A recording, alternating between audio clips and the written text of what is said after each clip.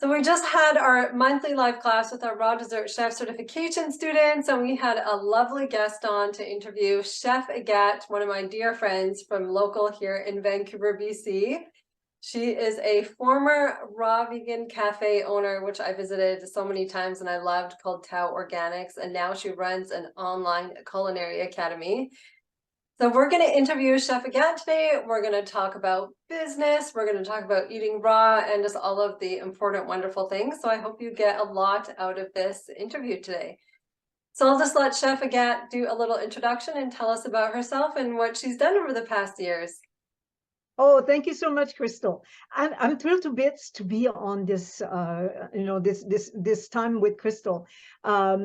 So much admiration for what Crystal does. So when I was invited, I was like, oh, I just, just like, so I felt amazing. So, who I am is 20 years of eating raw food, 8 years of having my cafe. I mean, obviously, this way of life is like, it's just magic, literally. What you have on your plate is like you build your health every day.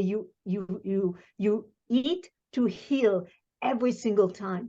So that's my passion. That's I just love doing this, and I love to hear, like from Crystal, that she has her students that had questions, because they too, are into now how they can bring that into that community around them and contribute as well to the world. So I'm here tonight, or today, well, for us it's the night, but anyway, with all of you to answer questions and contribute my knowledge. And Crystal also is going to chip in. Of course, she has lots of knowledge as well, and that's going to be a very rich interview.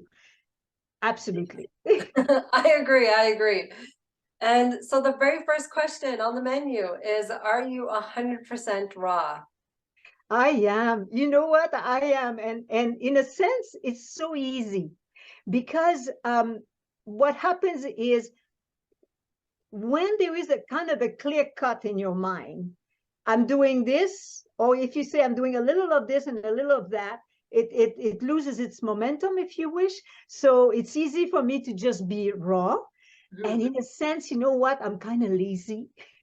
Because when you have to cook, and I'm terrible, I can burn a pot now, it's terrible. When you have to cook, it to me, it's more work. Yeah. It's easier to just do the raw food. And also, there's such a variety of food that you can eat. You keep the color, you keep the flavor, the crunch, the texture. So yeah, so all of that make it that super easy for me to eat this way. And the results, I mean, eating this way 20 years ago got rid of the arthritis. So when I have, like in my family, they go, oh, you don't have to do this for the rest of your life. And I say, well, why on earth would I change? I don't want that pain to come back. So yeah. No, no, I 100% agree. And I say this all the time when people ask me about cooked or raw. And this is why I fell in love with raw food, because of the vibrancy, the color, the texture, the flavor. And I myself don't eat 100% raw, depending on the day, 80 to 90%. But cooking for me is like steamed veg or potatoes, or I'll cook some grains in my rice cooker. So I'll do like a big cooked raw fusion. But some days, because I'm prepping and that's all I have, then I'll eat all raw. But so let's talk a little bit about your healing journey then. So you got into raw to heal your arthritis. And so how long was it before you felt the wonderful benefits? It's a friend of mine, Katharina. She told me a book, gave me a book on raw food. And I said, yeah, for sure, I'll read the book. And when I read it, was like, yeah, you eat fruits and veg and nuts and seeds. So the next morning, I started eating this way. Well, within a week, when you have arthritis, rheumatoid arthritis, it gets all swollen. The joints get all swollen, achy, fever. Like, it's like a toothache, like, a toothache. You got pain, constant pain. Within a week, that pain was gone. And I could close my hands. It was just like, oh my gosh. And then within 3 months, anything arthritis, because I had my hands, toes, my hip, my ankle, gone. And I was able again to lift those boxes. I had my 3 children were 9, 11, and 14 at the time. I mean, it was just in my mind, was like, what am I going to do at 45 years old if I got this? What's going to happen to me? And so, yeah, so within a week, and then within 3 months, gone, and never came back. Never.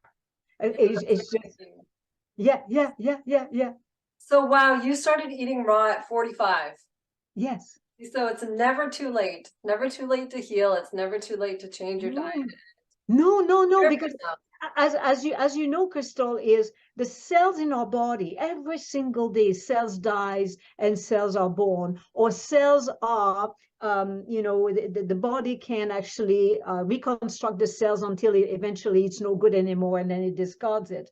But 7 years, you have a new body with new cells, like all your cells have been changed. So be whatever age you want. It means that 7 years down the road, you're going to have a body that can function at maximum capacity, because now your cells have been born in an environment that supports them to be totally healthy. Of course, I am biased. Someone will say, well, it's healthy to eat meat. It depends. If you look at it, when it's animal product, it's acidic forming food. And according, you go online, anywhere you read, acidic forming food is not ideal. It's better to be alkaline forming food.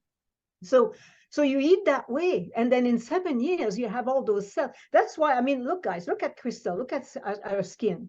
So Look at Crystal, you. well, yeah, look at us. Look at So, you. so Crystal, like, you can tell your story, Crystal, about going to your where you go for your facial and whatnot, and you did that test on your skin. Yeah. Yeah, I did. Yeah, exactly. So I went to a spa, a little fancy skincare spa. I had never gone to one before. And they did this whole facial exam in this machine to check. It checks your sun damage, the amount of wrinkles you have, your skin condition. It tells you the biological age of your skin. Yeah, and it said that my skin was 33, so I'm 41.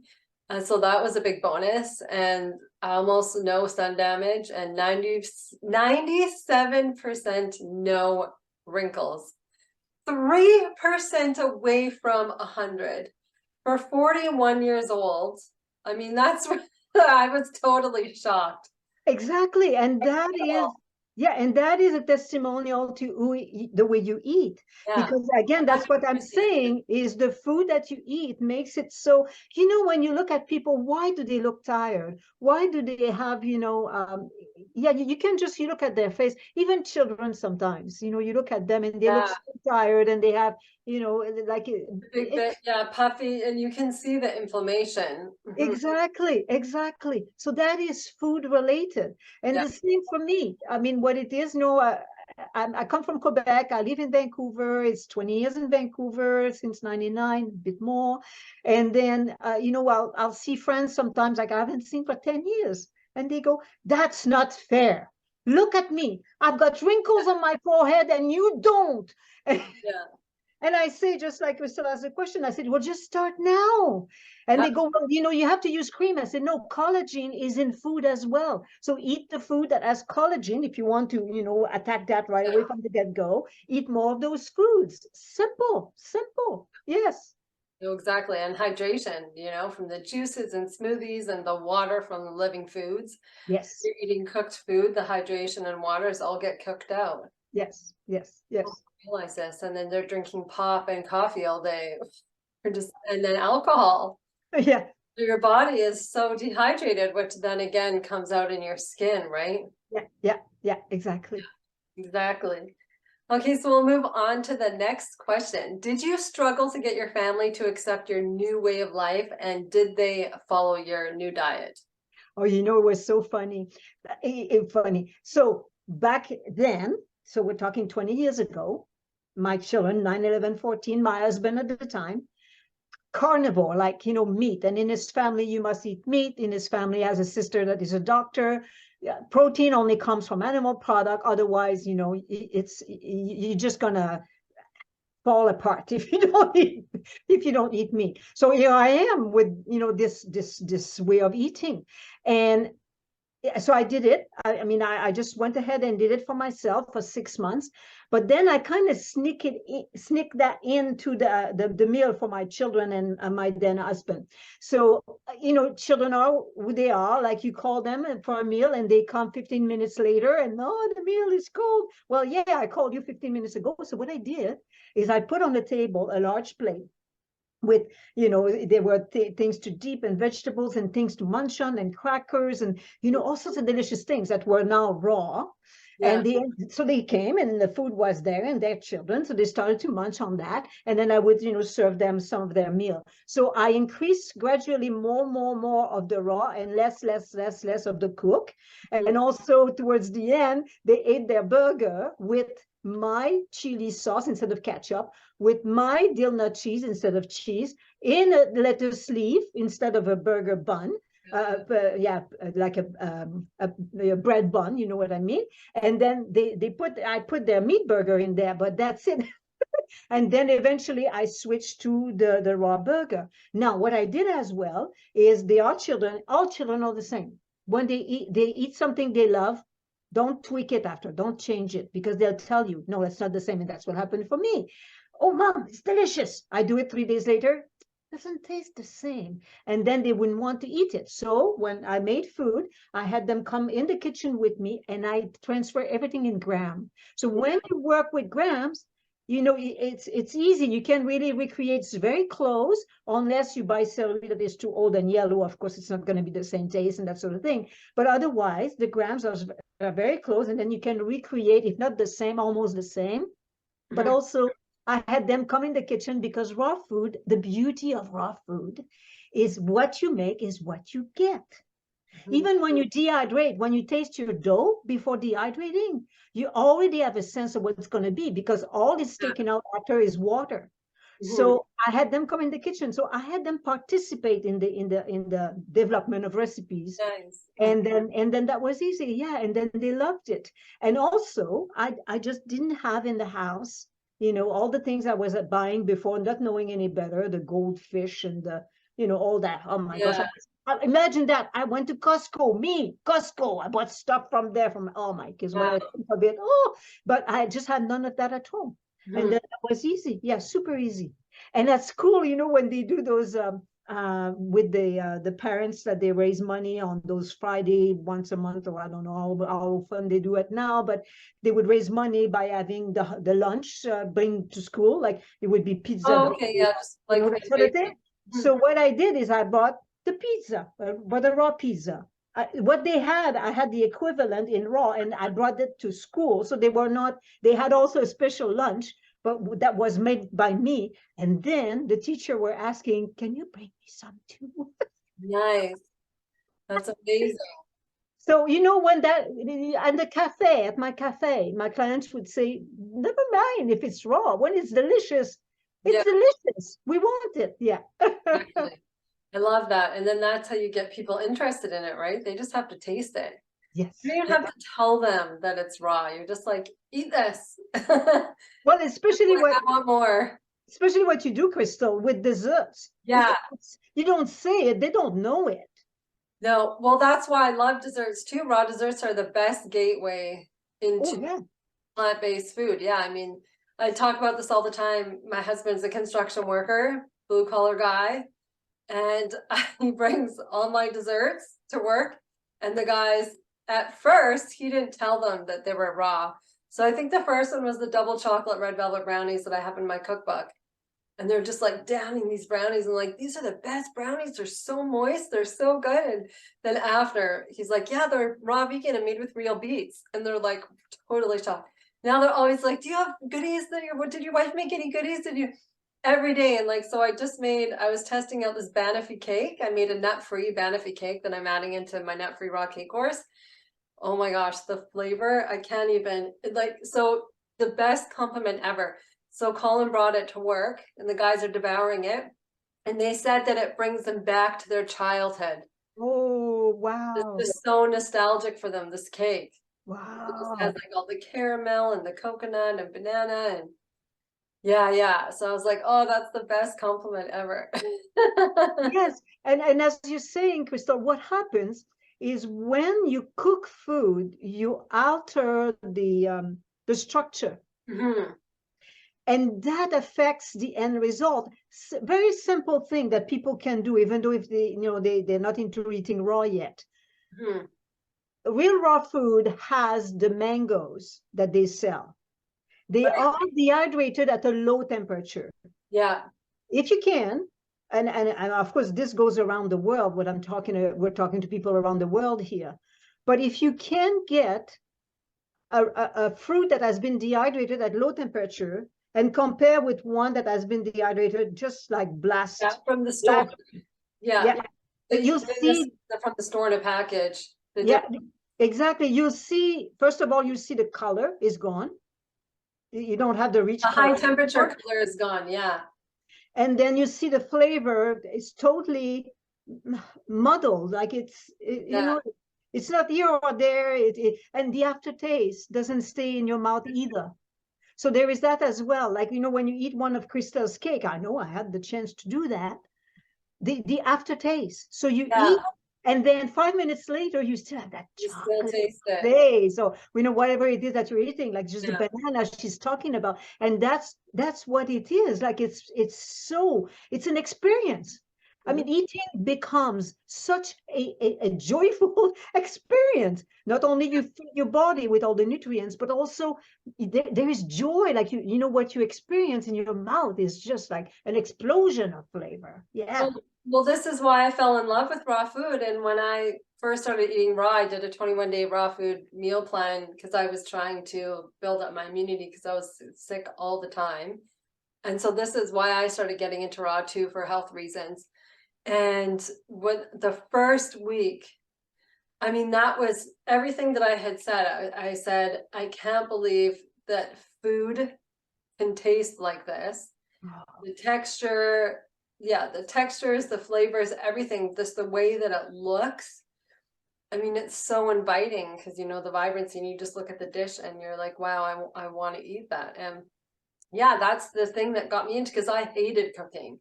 Like if I had to just even cut up an apple, it was like the end of the world for me. I didn't have any interest in the kitchen or making food at all my entire life. Making food for me was instant oatmeal and toast, and the gluten-free toast with eggs. Like that was my kind of cooking, or like avocado gluten-free toast or something.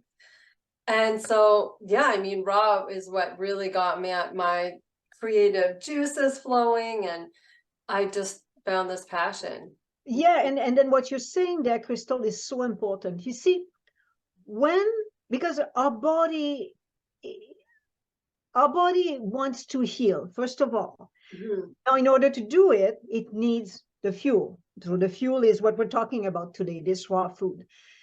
What it does as well is our brain capacity, our creativity, because we all have it. Mhm.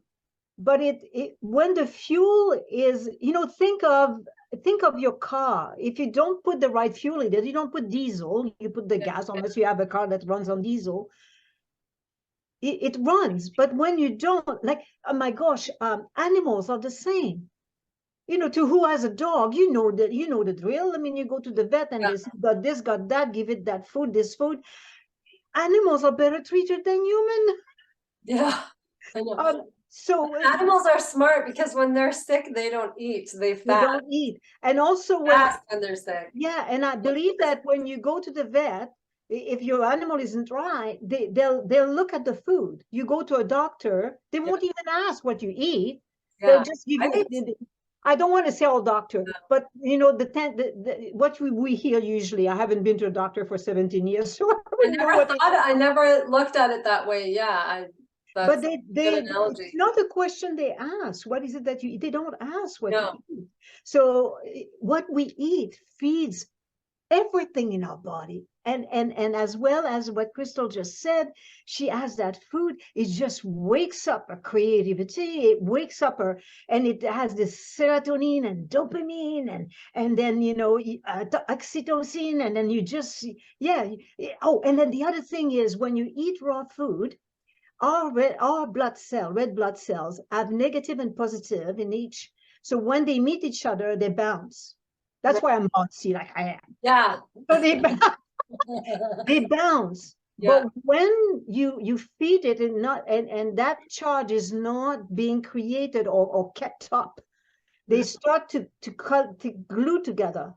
And then they move like that in your body, and then you become tired. And when you think of all, the vessels, some of them are very small. There's like one red blood cell at a time. But now it's pulling all that string of all glued blood cell together instead of, the blood cell that going up and bouncing around. It's not bouncing at all. Yeah. So that's all it explains it. That's why we wake up in the morning, we don't have brain fog, we don't have aches and pain. We just, and then we can function all day. It's not like, oh my God, it's 10 o'clock, oh, I'm tired. Yeah, 3 o'clock, I need a nap. Yeah. Yeah. Or after a meal, right? After a meal, Yeah, exactly. we have a meal, it's fuel, we're good to go. We're not like, oh, we can have a nap. Yeah, exactly. No, I love it. That's awesome. Okay, so let's move on to the next question, because we talked about in the beginning that you had a very popular raw vegan cafe here in Vancouver. So we just want to go into a little bit about that and talk about your previous business. So let's give us just a backstory about your cafe. Just like, was it opened every day? Did you work long hours? How was the client demand, and was it very demanding to maintain? Okay, so they are. When you think of a cafe, and that's what I did with mine, and it made it possible to manage. Was quite easy actually. So when you think of your menu, think of what room do you actually have in your fridge, in your sandwich prep, because when we do raw food, we assemble as we serve. So we'll assemble a burger, a nori, a pasta, but it's in a sandwich prep, and then you assemble, right? You don't cook it. Right. You have your pâtés that are dehydrated, or your pâtés that are made that you spread. But yeah, so you just take it, you open your sandwich prep, and then you have your plate above you, and then ideally it's like you've got this range of my left hand, my right hand, and I grab what I need, and I can in front of me assemble, and I don't have to walk 10 steps this way and 10 that way. Okay, that being said, on your menu, you have to think of what space do you actually have to keep the food necessary to build your dishes. So yes, I mean, customers will always ask, could you add Brussels sprouts on your menu? Could you add aubergine on your menu? Could you add, they want to see many different things. But there is the reality of what can be done in the physical space that you have, as well as in your larger cooler. So you have to think of that. You also have to think of when you start your business, you buy from your suppliers. And your suppliers, you're going to have 24 heads of lettuce, 25 or 50 pounds of carrots. You know what I mean?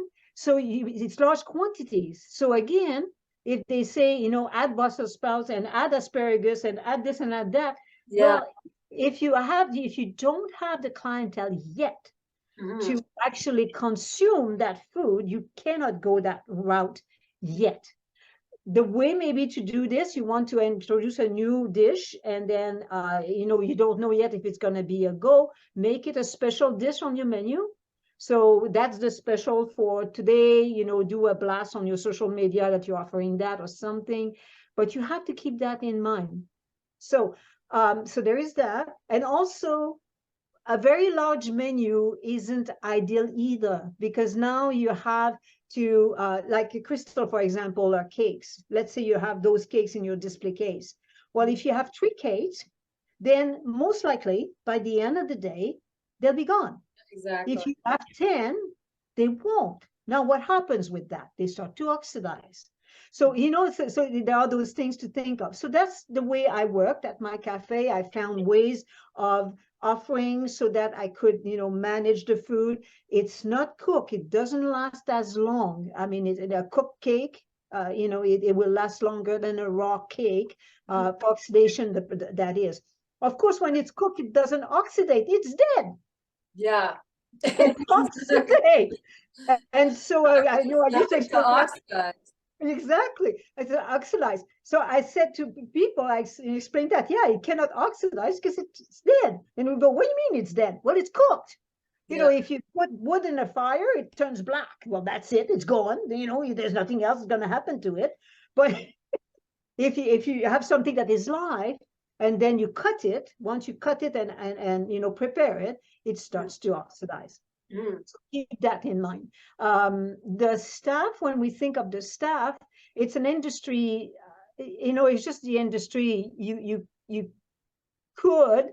It depends. I wasn't successful at creating maybe a marketing campaign that I could really make myself unique amongst all the others, and then have my prices that will match really the what they offer, what I was offering, because I was sprouting everything, and you know they really doing and organic, of course, but sprouting is something that sometimes cafe don't do because it requires another step. Mm. So it means that if you, depending on the price you can charge, that down the line also means the price you can pay your staff. So your staff cannot be paid. It's not a job that you be paid $40,000 a year when you work in a cafe. And so the staff was changing. So you have to think of that too. You have to think of how you can teach your staff if, efficient ways that they'll learn within, you know, give them, first of all, don't give them all the tasks to start, put them on, you know, just a few tasks. So after a week or two, they know what they're doing. Yeah. And then as you see that they are to stay, because they might not, then give them more. So there is this to play with. And also, well, you know, yes, I mean, I had staff that came in and they were like, oh, I'm going to learn all the recipes. And I said, no, you won't, because that would be, then I would be giving you an education while I'm paying you. Exactly. So it's not something you can do. You really put them on certain tasks, and then you see, I mean, some you can see they have that potential. They're really, you know, dedicated to what you do. They really believe in what you do. So you invest more in them. So you just don't, you know, you have a judgment of not investing in anybody, in everybody. And then when you start, you know, definitely with what we went through with the pandemic and whatnot. So think of not only that you're offering food on site, like in a physical location, but also you offer food that would be delivered. I don't know what the latest are. I know that they were coming down on those delivery services that were really jacking up the Mhm. percentage they were taking off your sales, which was quite Yeah. a bit. Because the reality is that before you might have your own driver, you have to use those people. Mm. So yeah, and then what else comes to mind? If you do, like now also I'm doing online courses. I'm also doing some, I have friends from my cafe that I make food for. So if you choose to start this way, and that, oh, that's the other thing, is I would strongly suggest if you want to have your own cafe, your own restaurant, work for someone else first. Yeah. Definitely.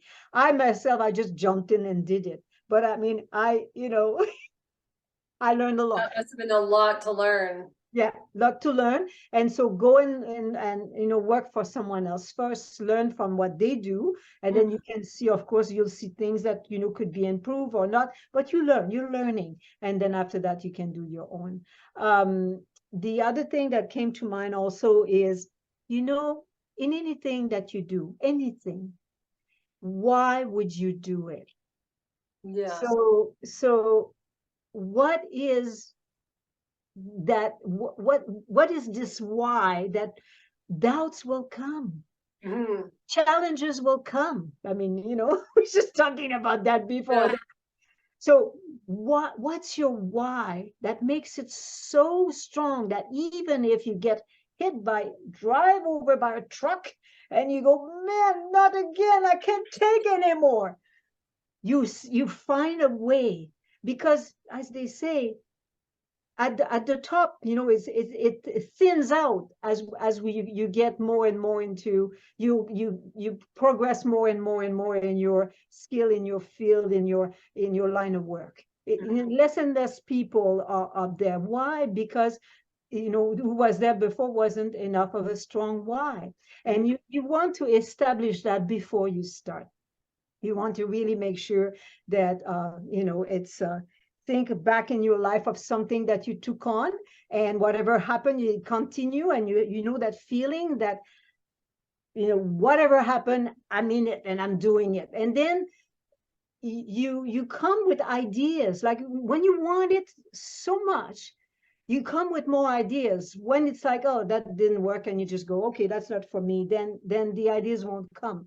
So yeah, your why is very, very important. So the why, the staff, as I say, what you can do for your staff is give them, you give them their meals, you give them, they can buy food from you at a wholesale price. So that's a way to compensate, because they don't have such a better salary that they might want to have. And then food, definitely. Your menu, don't go 60 dishes and then you have to have all that variety of food. Don't do that. Even for spices, don't get 40 different seasoning at first, because they don't keep. I mean, seasoning eventually it doesn't keep forever, so you lose the flavor, you lose. So yeah, so make sure you keep your menu, and more so when you start at first. Yes, and give samples, always, always. So you serve a dish to someone and you go, oh, we just did that today. Would you like a little something on the side? Yeah, I love it. Yeah. People love that. And what we did at the cafe is something very, very simple. And it's huge though. We always ask, clients will put their order in, may I have your name? We never said, blah, blah, blah, like calling someone by the dish they order. Never. We asked their name, and then because they were coming to my cafe, they were coming to the counter to pick up. So unless a customer was unable to, then we would bring it to the table, but otherwise they came to pick up. And so it was always with their name. And we said, if you like, you can give us your birthday, not necessarily the year, but just the date and the month. And so it was their birthday. They had a piece of cake, and we sang happy birthday. Nice.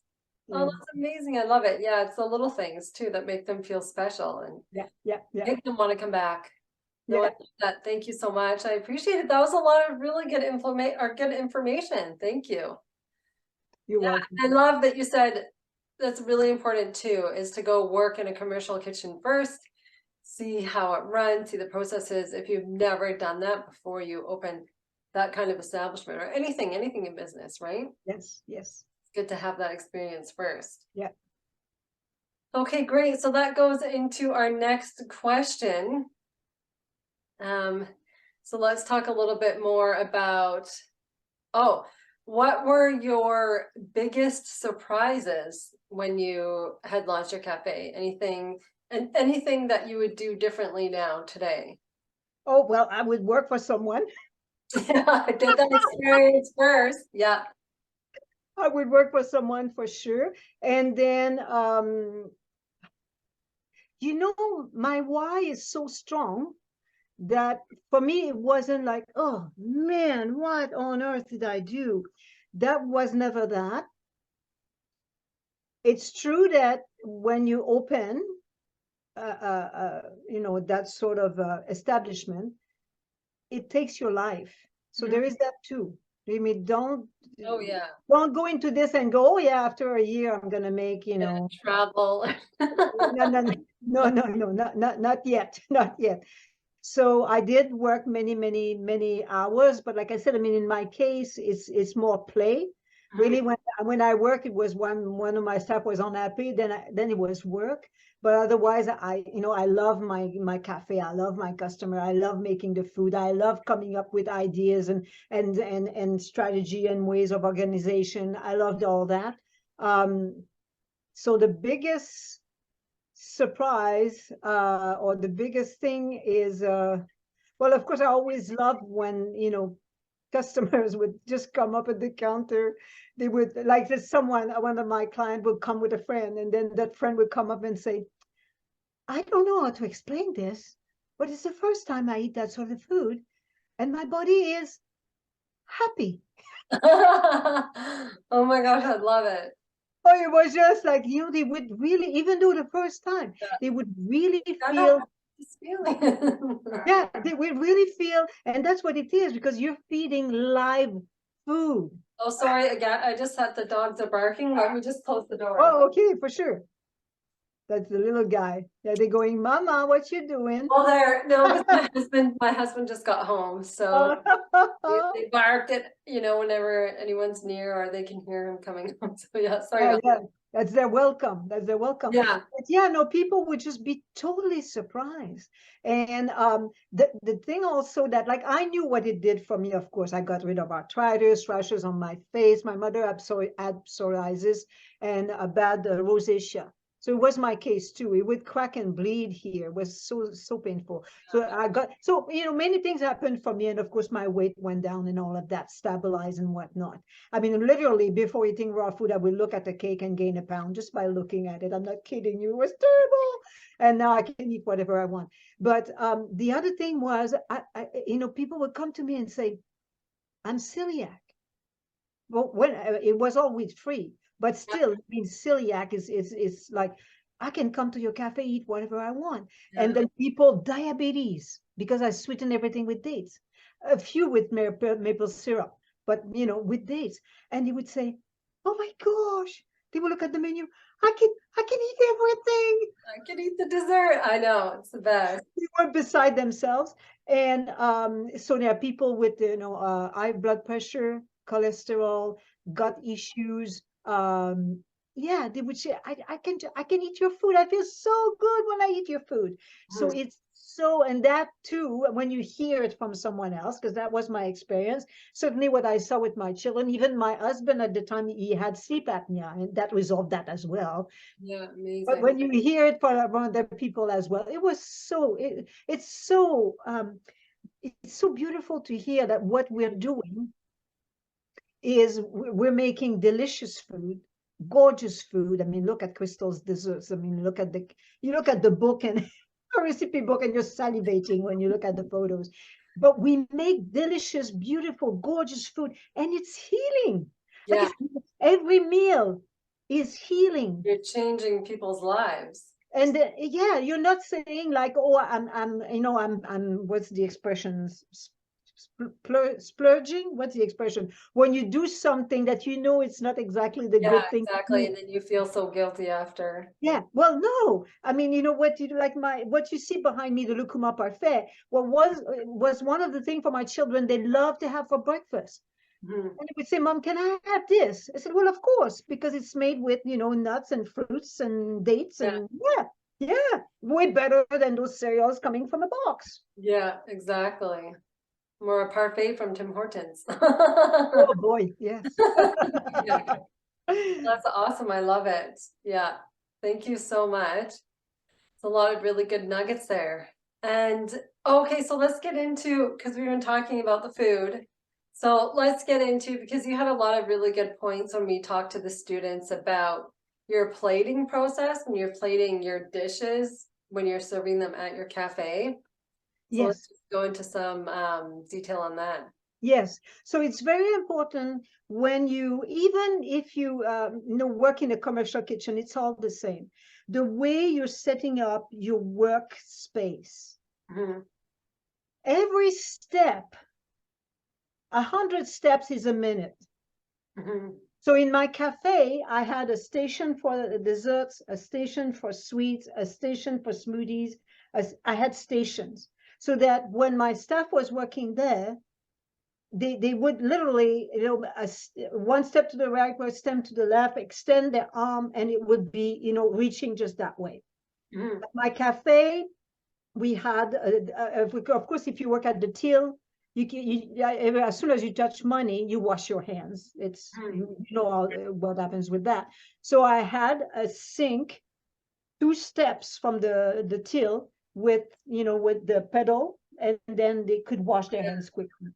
And then the smoothies section, I used the blend tech. Maybe the others have that as well, but there was a rinsing. So you would take your blender jar, flip it down and push and psh, it would rinse it. So all those things matter. Yeah. Yeah, the distance you have to travel to get something, or the steps in between, what it is that you're doing. And the key, never in all those years, never did I have, and that's a big issue with cafe and restaurants, food poisoning. Never, No. never. And you know Where what? does food poisoning usually come from?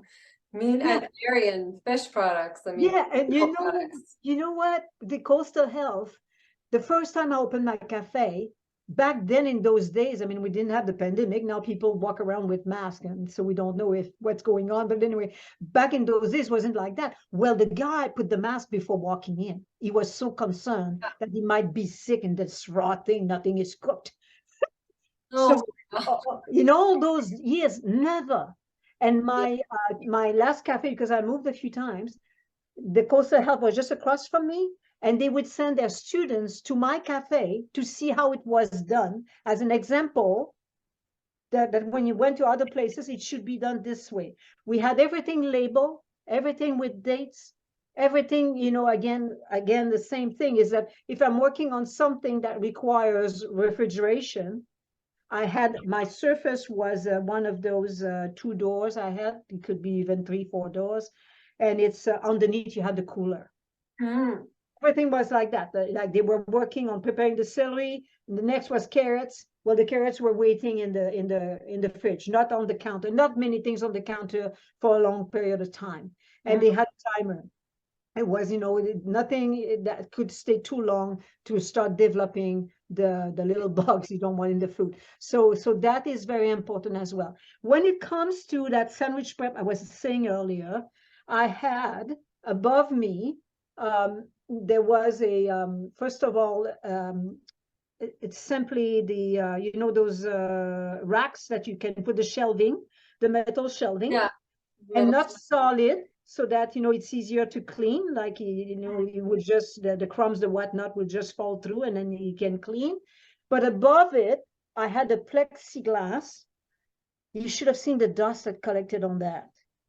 So the dust never got on the food. That's what I'm saying. The crumbs, the whatnot, never got on the food. So here I am in front of my my sandwich prep. I opened the lid. I'm making a nori roll.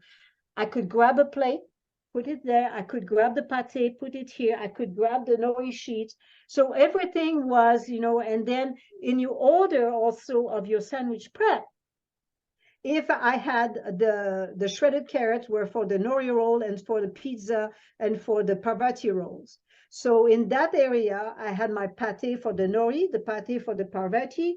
I had my carrots. So the things that were common to other things were located again together. So I would quickly grab instead of, having to do too much of the left and right.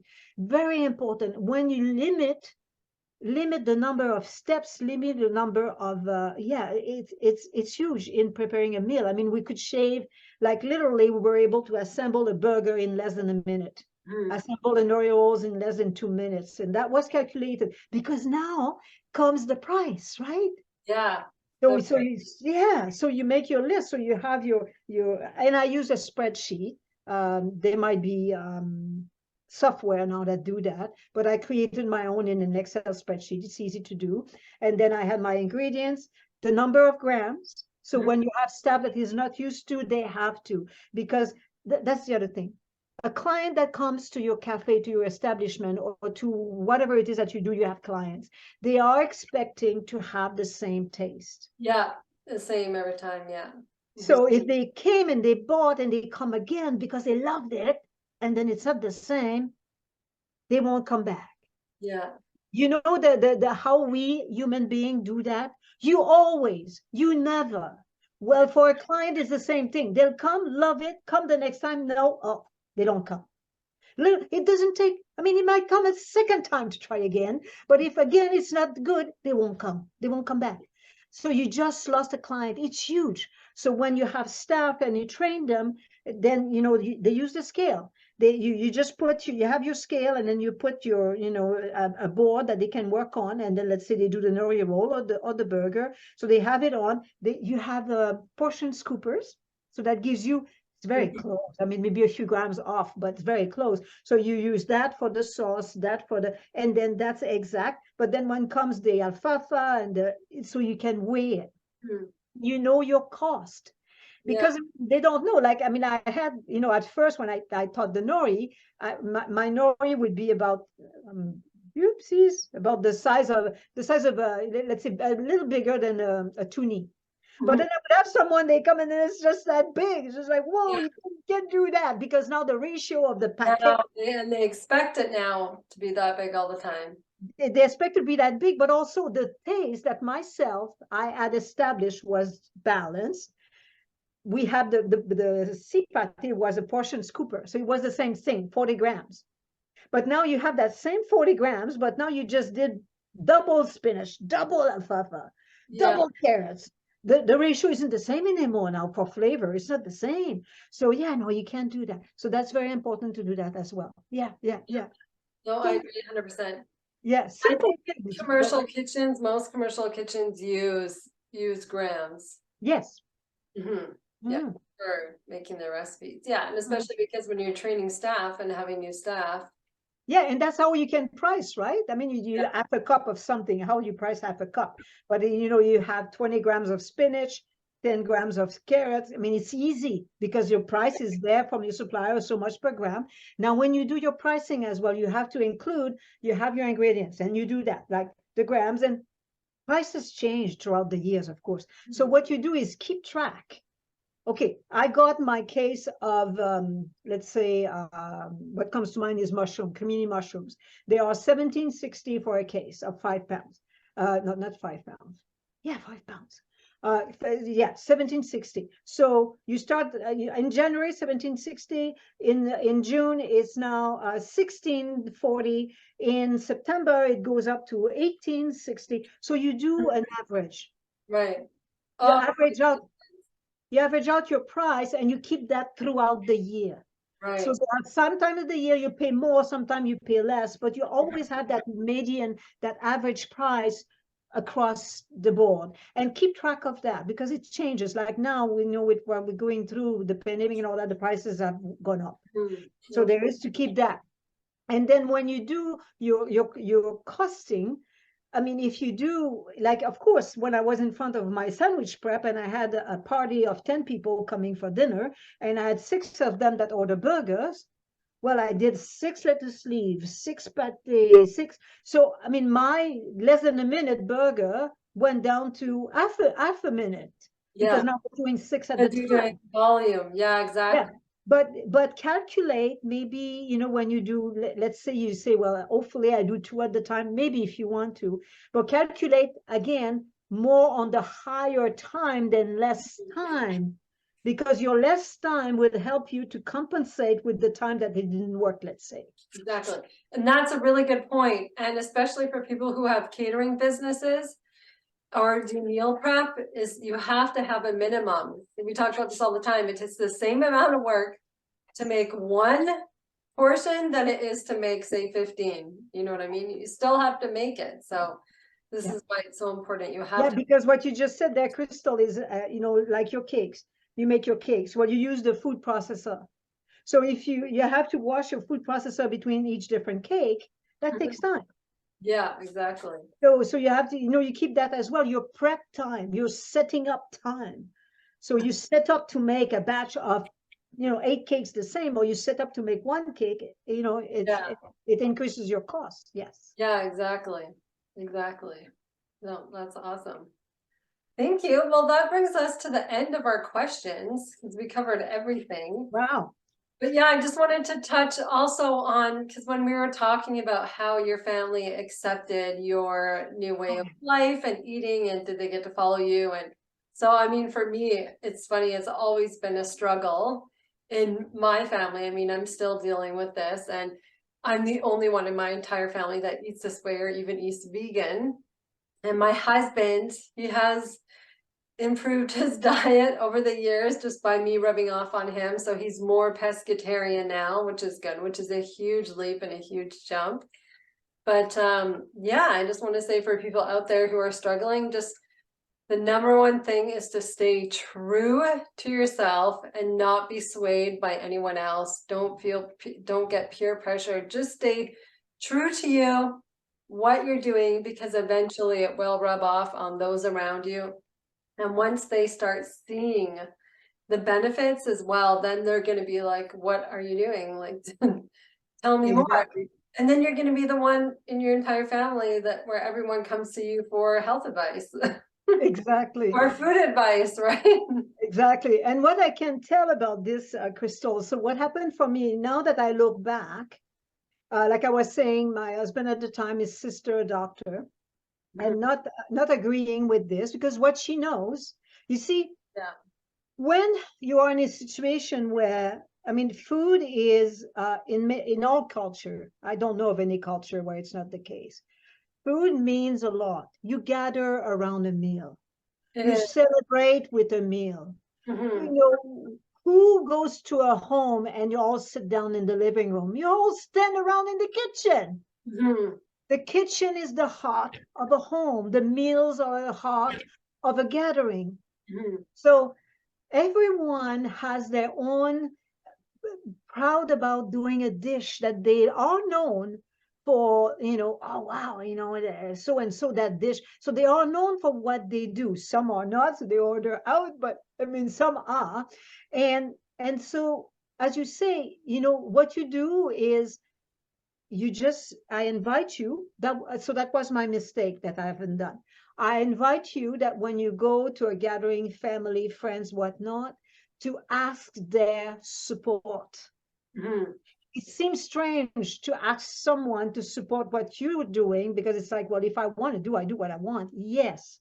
But if you ask, you know, it's like when you talk to someone and you say, can we have a conversation on this instead of an argument? Yeah.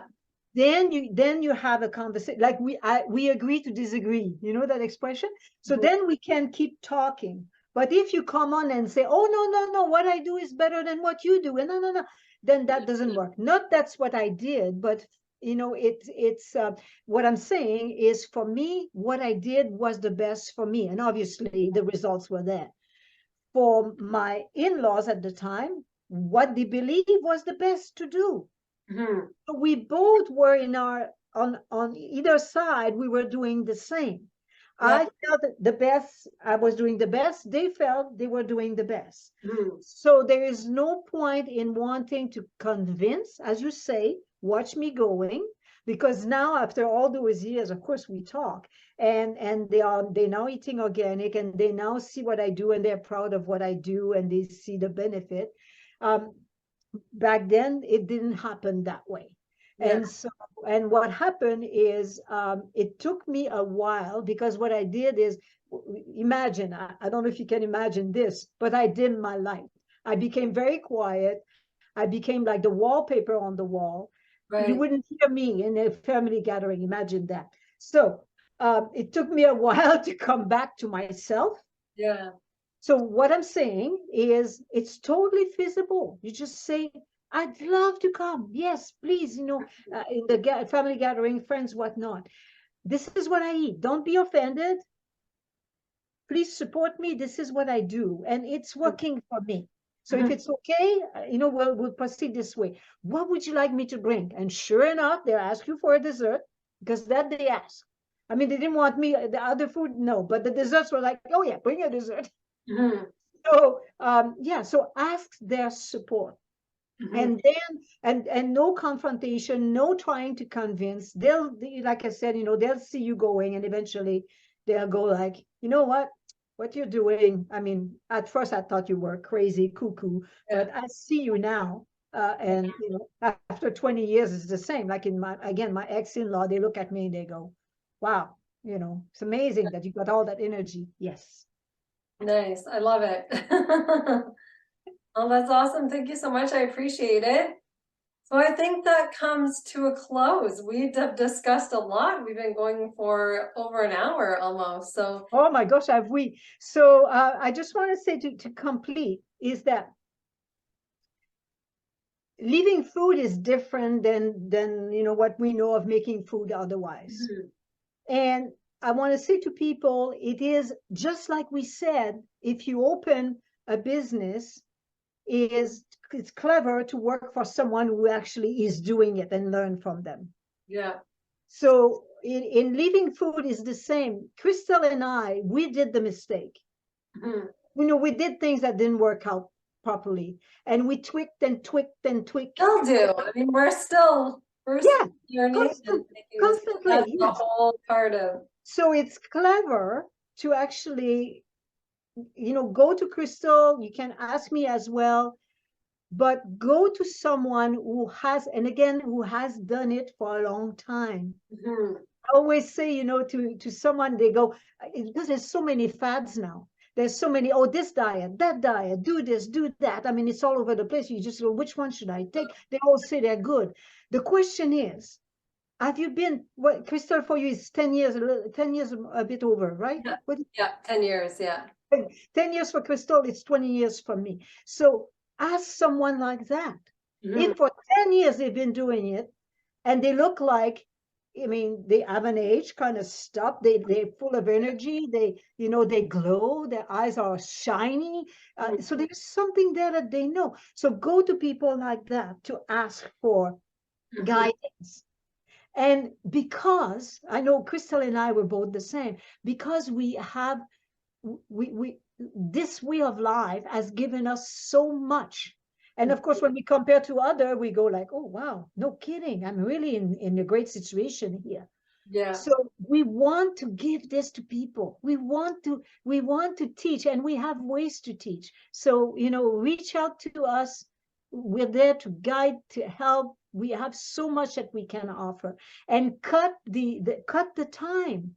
I mean, what it is now, when you think of it, is whatever you are at stage in your life, and you go, I want to do this. Well, instead of starting at, the first step on the ladder, you get in touch with Crystal, and then you stop at the ladder 10. And then from there you go up. It's the same with me. So make sure that you get in touch with us. That's why we have those courses online. That's why we're here talking today, to inspire you, but also to guide you. It's our pleasure to guide you.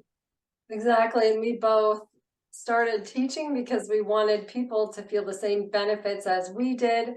We wanted to bring our passion to the world and show people, look at this is how food can taste. This is how it can make you feel. And this is, why we both teach others. We both have our online culinary school. So like Agathe said, reach out to us. We are experts in this. Yes. And we have all the knowledge, and we're always happy to help. Even just questions, like send us a question. This is going to be posted on our YouTube channel. So post a comment and a question. We'd be so happy to get back. And we both have that. You have that as well, Crystal, where you give a 15 minutes, people can ask questions and whatnot, and then see from there where we can go. So, you can, of course, can book a discovery. Yeah. It'd be our pleasure. The more of us, you see, and that's from Delia and James Marin. They're naturopath. It's called Married to Health. That's their business. And their tagline is, our health is the key to our planetary health. Yeah. Oh, I like that. Gives me the goosebumps. And it is. So if your children are healthy, then the cost, I mean, now people, they invest less and less in the quality of their food, depending where you are in the world, like in the States, because now if they have a medical bill to pay, it's expensive. Exactly. So less in food and more in medication, more in pharmaceutical. And we're saying to you, invest in your food. Then there is no pharmaceutical. Exactly. Invest in your health, then you become that sovereign being. So that, when you look at your life, you don't go like, oh my gosh, what am I going to do? Like, you see people, yes, we live older now, like 90 years old. We hear that all the time now. But if you're spoon-fed and you need someone to wipe your back, because you cannot wearing diapers, what's that? So, and that's why I'm saying we hear to give you that guidance so that our health is the key Yeah. to the health of our planet and our community. And I mean, so much can be done. Yeah, yeah. Enjoying life to the very end until we kick the bucket. But you Yeah. know, we kick the bucket dancing out. Exactly. With energy and vitality. Yeah, yeah.